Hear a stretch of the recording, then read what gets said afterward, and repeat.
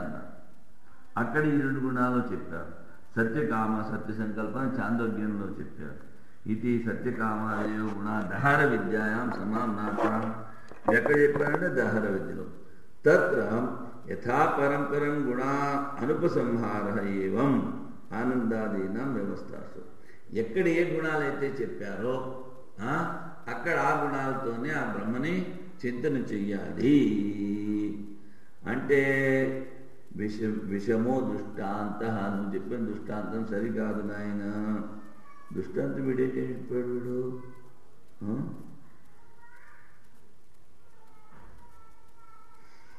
అంటే ఆయా విద్యల పేర్లు చెప్పాడు కదా. అదేనేమో వామనీత్యాదిన ధ్యేయత్వేన విధీయమానత్వ, ఈ చెప్పిన గుణాలన్నీ చింతన చెయ్యాలి అని చెప్పారు. చింతన చెయ్యాలి. అందుకని యథా విధి వ్యవస్థ యుక్త ఆనందాయస్తు ప్రతిపత్తి ఫలా ఇది న విధీయంతే.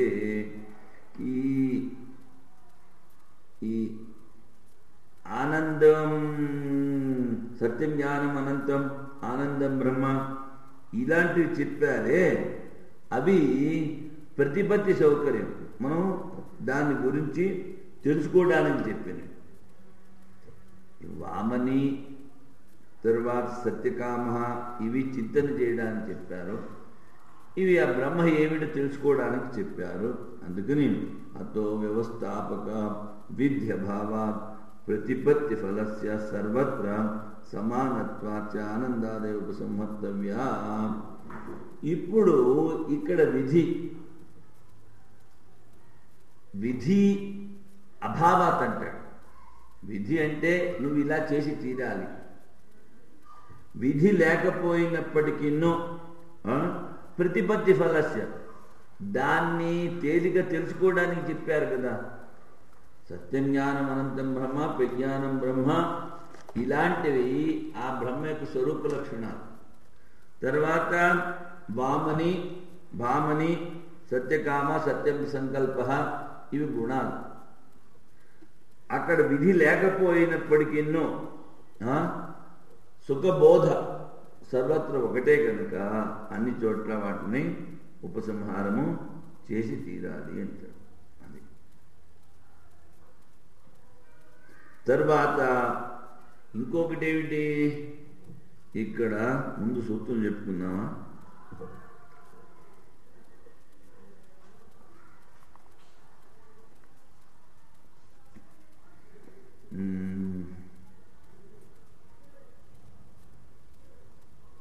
సూత్రం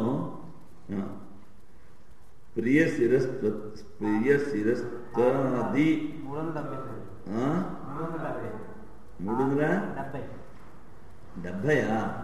ఆనందాదయ ప్రధానస్య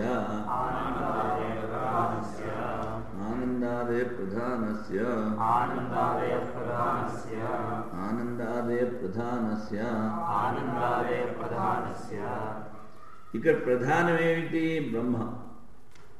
దానికి ఒక చోట ఆనందమయం అని చెప్పారు, ఇక్కడ ప్రజ్ఞానం చెప్పారు, ఇంకోటి వామని భామని అని చెప్పారు, ఇంకో చోట ఏమిటి సత్య సంకల్ప సత్యకామ ఇలా చెప్పారు. బ్రహ్మ ప్రధానము కనుక దాని గుణాలే అన్ని చెప్పారు, అన్ని చోట్ల చెప్పారు కనుక ఆ బ్రహ్మ ఉపాసన చేసేవారు ఈ గుణాలన్నిటితో కలిపి చెయ్యాలి. అంటే ఎక్కడెక్కడ ఈ గుణాలని చెప్పారో అవన్నీ ఒకచోట ధ్యానానికి తీసుకురావాలి. ఎందుకని? బ్రహ్మణ ఏకత్వేన విద్యాయా భేదాభావ. బ్రహ్మ ఒకటే, ఆ బ్రహ్మ విద్య తేడా లేదు. అందుకని స్వదేశే సూరత్వాది గుణ విశిష్ట దేవదత్త, తన దేశంలో వాడు పైల్మాన్, ఇంకో దేశానికి వెళ్తే వాడేంటి పైల్మాన్ అవడా? అన్ని చోట్ల వాడు. ఎందుకంటే ఇప్పుడు ఈ కుస్తీ పట్టేవాడిని ప్రతి చోట పిలుస్తూ ఉంటారు. వాడు మొదట్లో ఉండేవారు కింకాంగ్ చైనా వాడు, మనవాడు దారాసింగ్. వాడే తర్వాత ఈ హనుమంతుడు, ఈ సినిమాలో హనుమంతుడు వేషం వేశాడే వాడు దారాసింగ్ కదా. గట్టిగా వేసాడు పడతారు. తర్వాత వాడిని ఇప్పుడు ఈ మధ్యన చూస్తేనే వాడేమో ముసలాడు ఎప్పుడైనా బక్కబలికి ఎదుర్కొన్నాడు అక్కడ. ఆ ఢిల్లీలో ఎయిర్పోర్ట్లో ఒకసారి చూశాను. అప్పుడు బక్కబలుసుగా ఉన్నాడు. కానీ వీళ్ళిద్దరికి పోటీ జరిగేది. వీళ్ళు ఎక్కడికి వెళ్ళినా వీళ్ళు కుస్తీ పోటీల్లో వాళ్ళు ఏంటంటే పైల్మాన్ అనేవారు కదా. అందుకని ఒక చోట ఒక దేశంలో పైల్మాన్ అయితే ఇంకో చోట కూడా అలాగే ఉంటాడు. అందుకని ఒక చోట బ్రహ్మ గుణాలు ఏవైతే చెప్పారో ఇంకో చోట కూడా ఉపసంహారం చెయ్యాలి.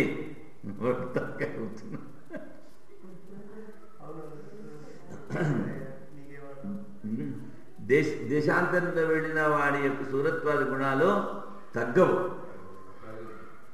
అది అందుకని ఆనందాదియో ప్రధానస్య అన్నారు. ఈ ఆనందాధికరణం అయిపోయింది. ఇంకా ఉన్నాయా? అచ్చా, ప్రియ స్థిరత్వాద్య అప్రాప్తి రూప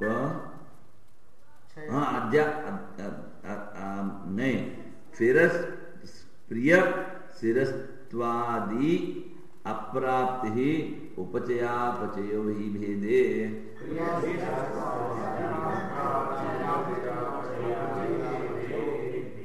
ప్రియ స్థిరత్వాది అప్రాప్తి ఉపచయాపచయో హి భేదే.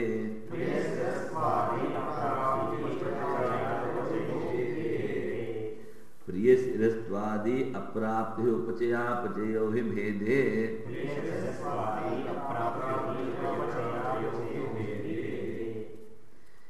ఇక్కడ వీడు మళ్ళీ అంటాడు తస్య ప్రియమేవ శిరః మూదో దక్షిణ ప్రమాద ఉత్తర పక్ష బ్రహ్మపుత్ర ప్రతిష్ట ఇలాంటివి చెప్పారు కదా.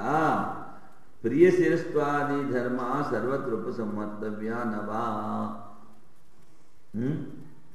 అంటే నా సర్వత్ర ప్రాప్తి. ఎందుకని? ఇవి మోదము ప్రమోదము ఆనందము ఇవన్నీ భోక్త గురించి చెప్పినవి కదా. దీనిలో ఉపచయము అపచయము ఉంది. ప్రియ శిరస్వాది అప్రాప్తి. ఎందుకని? ఉపచయము అపచయము ఉంది. ఒక వస్తువును చూశాము అంటే అది మోదం, అది కావాలి అనుకున్నాము అది తీసుకున్నాము ప్రమోదం, దాన్ని అనుభవించాము ఆనందం. అంటే ఇవి ఆ భోక్త గురించి చెప్పినవి, అంతేకాని బ్రహ్మ గురించి చెప్పినవి కాదు. అవి కాకుండా ఇందులో ఎక్కువ తక్కువలు ఉన్నాయి. ఇప్పుడు ప్రజ్ఞానం బ్రహ్మ, ఆనందం బ్రహ్మ, సత్యసంకల్పుడు అంటే ఆ గుణాలలో ఆ బ్రహ్మ గాని ఎక్కువ తక్కువ ఎక్కడ చెప్పట్లేదు. ఇవి భోక్తకు సంబంధించినవి కనుక ఉపచయము అపచయము ఉన్నాయి కనుక వీట్లని ప్రియ శిరస్వాది అప్రాప్తి ఉపచయాపచయం ఎక్కువ తక్కువలు ఉన్నాయి కనుక. తరువాత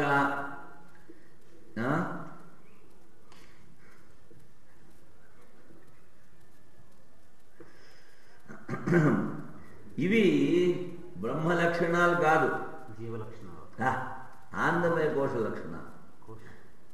ఎందుకంటే మొట్టమొదట ఏకదేశి చెప్పాడు ఆనందమయ కోశమే, ఆనందమయ కోశమే బ్రహ్మ అని. అది కాదురా బాబు బ్రహ్మని మళ్ళీ మళ్ళీ అన్ని సూత్రాలకు మళ్ళీ చెప్పుకున్నాం మయ శబ్దం ద్వారా. అందుకని ఈ ఆనందమయ కోశానికి చెందిన ధర్మాలు ఏమిటి? మోదము ప్రమోదము ఆనందము. అవి తరువాత ధర్మశూన్యము బ్రహ్మము, అవి ధర్మమాత్రములు, అందులో ఎక్కువ తక్కువ లేవు. ధర్మాలు చెప్పిన బ్రహ్మకి ఆ ధర్మాల్లో ఎక్కువ తక్కువలు లేవు. అందుకని సంయద్వామ సత్యకామత్వాది ఈ ధర్మాలు ఉన్నాయే అన్ని చోట్ల మనం చెప్పుకోవచ్చు. అక్కడ ఉపాస్య భేదం లేదు. కానీ ఇవి ప్రియ శిరస్వత్వాది ఇవి తీసుకోకూడదు. ఇవి ఆనందమే కోశానివి, బ్రహ్మవి కాదు. అందుకని అవి కనుక తీసుకుంటే ఏమిటవుతుంది? ఉపాసన భిన్నమవుతుంది, ఉపక్రమంతో విరోధం వస్తుంది. అందుకని వీడు ఏమిటి చెప్తున్నారు? ఉపచయ అపచయం అన్నాడు, బాగానే ఉంది.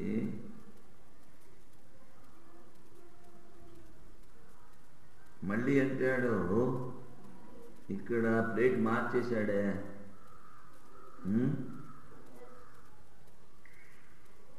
వీడంటాడు ఈ సత్యకామం సత్య సంకల్పం అని ఉన్నాయే సంయద్వామా ఇవి అన్ని చోట్ల ప్రాప్తి లేవు అంటాడు. ఎందుకని? ఉపాస్యం భేదం కాదు, ఉపక్రమ భేదము వల్ల, ఉపక్రమ భేదము వల్ల ఉపాసన భేదం అయింది అంటాడు. ఒక చోట సత్యజ్ఞానం అనంతం బ్రహ్మ అని చెప్పారు, ఇంకోచోట ప్రజ్ఞానం బ్రహ్మ చెప్పారు, భామని భామని చెప్పారు, సత్య సంకల్పుడు సత్యకామ అని చెప్పారు. ఇవన్నీ ఒక చోట, ఓహో ఇవన్నీ ఒక చోట మనము విచారం చెయ్యాలంటే చెప్పాడు ఇవన్నీ బ్రహ్మోపాసనలో చెయ్యొచ్చు అని చెప్పిన తర్వాత ఈ మోదము ప్రమోదము ఆనందము ఇవి భోక్తకు చెందిన కనుక ఇవి వీటి గురించి విచారం చేయవలసిన లేదు. మళ్ళీ ఇంకో 2 గుణాలు ఎక్కడి నుంచి తీసుకొచ్చాడు వీడు? సంయద్వామ సత్యకామత్వాది. సంయద్వామ ఇక్కడ చెప్పాడా? చెప్పలేదు. ప్రజ్ఞానం బ్రహ్మ, సత్యం జ్ఞానం అనంతం బ్రహ్మ, ఏషవు వామని ఏషవు భామని, సత్యకామ సత్య సంకల్పం అని చెప్పాడు. కానీ సంయద్వామ, ఈ సంయద్వామ సత్యకామత్వాది గుణాలు ఉన్నాయే, ఈ వీట్లకి అన్ని చోట్ల ఉపసంహారం చేయక్కర్లేదు. ఎందుకని? ఉపాస్యం భేదము లేకపోయినప్పటికీ ఉపక్రమము భేదం ఉంది. ఉపక్రమ భేదం వల్ల ఉపాసన భిన్నమైపోతుంది. అందుకని సర్వత్ర ప్రాప్తి కాదు. తర్వాత ఈ ఆనందాది ధర్మాలు ఉన్నాయే, సత్యం జ్ఞానం అంతా ప్రజ్ఞానం బ్రహ్మ, ఇవి ఉపయోగం ఏమి బ్రహ్మచింతన చేయడానికి. అందుకని ఈ సంయద్వామ అనేటువంటి ధర్మాల కన్నా అది భిన్నం కనుక వాటిని తీసుకోవాలి, ఈ సంయద్వామ అన్న వాటిని తీసుకోకూడదు అంటాడు. అది ఇంకో సూత్రం ఉందా? ఇతరేతో అర్థ సామాన్య, ఇతరేతో అర్థ సామాన్య, ఇతరేతో అర్థ సామాన్య,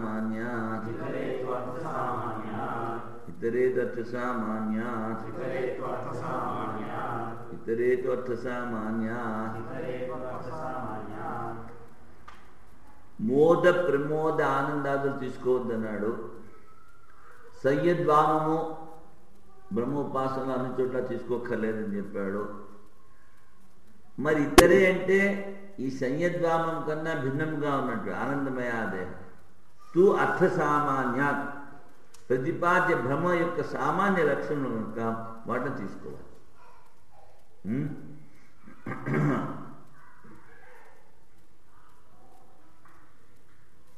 ఇప్పుడు మరి సంయద్వామ ఎందుకు తీసుకోకూడదు అంటున్నావు? ఈ ఆనందాది ఎందుకు తీసుకోవాలి అంటున్నావు అంటే ఈ సంయద్వామ అనేది బ్రహ్మ ధర్మాన్ని చెప్తుంది. ఆనందం సత్యం జ్ఞానం అనంతం ఆనందం బ్రహ్మ అన్నప్పుడు అది బ్రహ్మతత్వాన్ని చెప్తుంది, స్వరూప లక్షణం అది. ఇది బ్రహ్మధర్మం కనుక రెండింటికి భిన్నం ఉన్నది.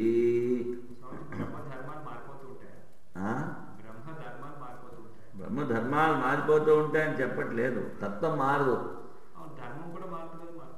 ధర్మం కూడా మారదు. వాడు చెప్పేది ఉపక్రమం భేదము. ఇక్కడ బ్రహ్మజ్ఞానాన్ని గురించి మొదలు పెట్టారు, అక్కడ సంయద్వామ అని చెప్పినప్పుడు ఉపక్రమము భేదం కనుక ఉపసంహారం భేదం అవుతుంది, మధ్యలో ఉన్న కూడాను భేదం అవుతుంది. టాపిక్ వేరు కదా, అందుకని ఆ ధర్మాన్ని ఇక్కడ తీసుకోకర్లేదు అంటారు. ఎలాగంటే ఇప్పుడు మోద ప్రమోద ఆనందం ఉన్నాయి కదా, అవి ఉపచయ అపచర, అవి ఆనందమయ కోశాన్ని గురించి చెప్పింది. వాటిని కూడా నువ్వు భ్రమలో తీసుకుంటానంటే మరి ఆ ఆనందాన్ని పరిచ్ఛిన్నం చేసిన వాడు అవుతావు కదా, అది స్వరూప చింతన కాదు. అందుకనే కదా మరి ఇది మనం చదివేది. ఎంత సూక్ష్మమైనటువంటి డిఫరెన్షియేషన్ చెప్తున్నాడు. మనం చదువుకుంటూ పోతుంటే మనకి ఏ గుడ్డు తెలియదు.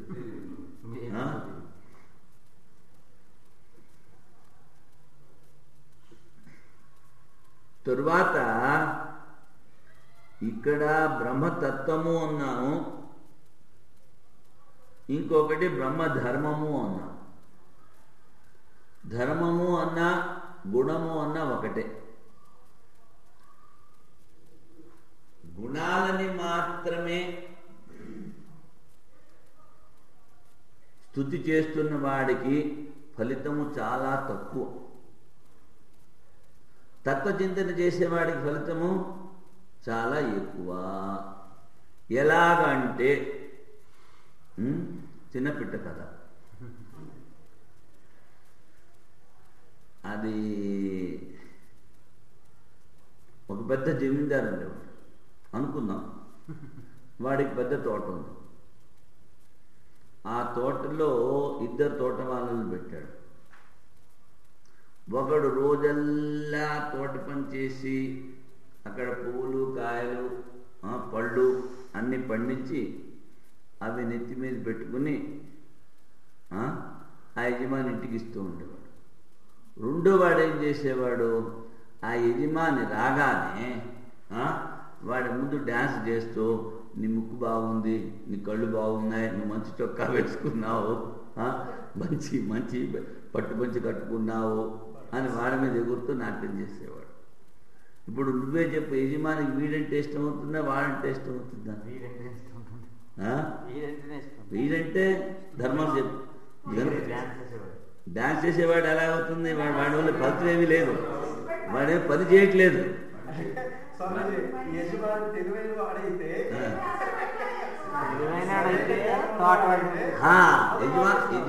తెలివైన వాడే. అందుకని ఈ likes more the first person, అదే కదా. అందుకని ఏమిటి, వాడి తత్వాన్ని అసలు మనం ఏమి చెయ్యాలి, వీడు పని చేయట్లేదు. అదే విధంగా చెప్పింది ఏమిటంటే, ఇక్కడ దీన్ని బ్రహ్మానికి అన్వయించుకోవాలి. ఆ యజమాని ఎవరు? పరమాత్మ. నువ్వు రోజల్లా కూర్చుని ఆ విశ్వాసనామాలు ఇవి అవి చూస్తూ చదువుతూ అవన్నీ చెప్తున్నావు, బాగానే ఉంది. ఎవడైనా వస్తే వాడిని తరిమేస్తున్నావు, వాడి సేవ చేయట్లేదు. నువ్వు చదువుతున్న బ్రహ్మ గురించే కదా, అది సర్వవ్యాపం కదా. అందుకని అందరిలో ఆ పరమాత్మని చూసి సేవ చేసే వాళ్ళకి చేసే వాళ్ళని ఆయన ఎక్కువ లైక్ చేస్తారు. నువ్వు ఊరికే కూర్చుని రోజల్లా స్తోత్ర పాఠాలు చేస్తుంటే అది ధర్మానికి తత్వానికి ఏమి బారు చేస్తుంది. నువ్వు చెప్పిన మళ్ళా నాకు గుర్తు వచ్చింది, లేకపోతే ఈ స్టోరీ గుర్తుకొచ్చేది కాదు.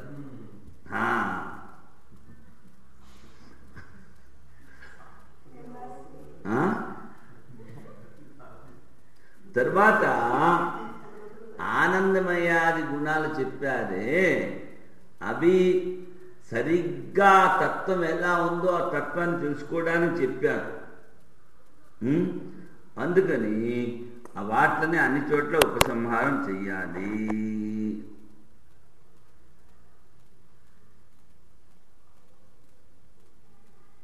ఎంతవరకు వాటిని విచారం చెయ్యాలి అంటే ఆ బ్రహ్మానుభవం వరకు వాటి చింతన చేస్తూనే ఉండాలి. 372 అయిందా? మరి మధ్యలో మాకు సూత్రాన్ని వెళ్ళిపోయేంటి? 72 76 వచ్చేసింది.